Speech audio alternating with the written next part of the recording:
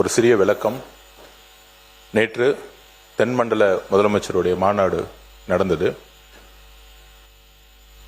சில ஊடகங்கள், சில பத்திரிகைகள், சில கட்சிகள் டீலிமிட்டேஷன் பில், தொகுதி மறுவரையறை பற்றி ஒரு தவறான ஒரு பிரச்சாரத்தையும் ஒரு கண்ணோட்டத்தையும் உருவாக்கப்பட்டது.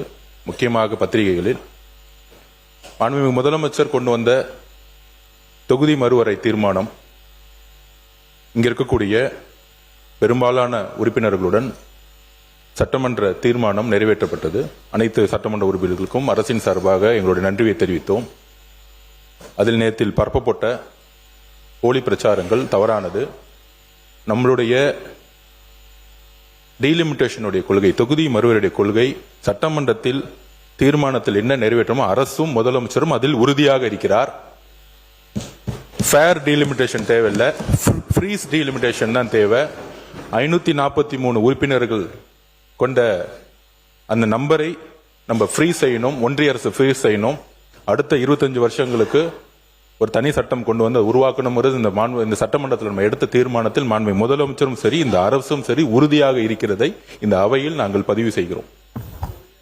பொதுப்பணித்துறை அமைச்சர்களுக்கு நீங்கள் அனைத்து சட்டமன்ற கட்சி வித்தியாசம் இல்லாமல் எங்களுடைய அலுவலகத்துக்கு உங்களுடைய தொகுதி குறைபாடு பற்றி எழுதி கொடுக்கலாம் என்று சொல்லியிருந்தீர்கள். இந்த சில உறுப்பினர்கள் அதை திங்கட்கிழமை மாலை வரைக்கும் அந்த நேரத்தை நீடித்தருமாறு கேட்கின்றார்கள். அதை பற்றி மாண்பு அமைச்சர் உறுதியாக திங்கட்கிழமை மட்டுமல்ல, செவ்வாய்க்கிழமை வரைக்குமே நம்ம நம்மளுடைய துறை இருக்கக்கூடிய சிஇஓ மற்றும் செக்ரட்டரிஸும் வெயிட் பண்ணிட்டு இருக்க ரெடியா இருக்கும். நெடுஞ்சாலை, பொதுப்பணித்துறை, விளையாட்டு சம்பந்தமாக அனைத்து சட்டமன்ற உறுப்பினர்களும் கொடுக்கக்கூடிய கோரிக்கைகளை நிறைவேற்றுவதற்கு எங்களுடைய அலுவலக பணிகள் இருப்பேன். நன்றி.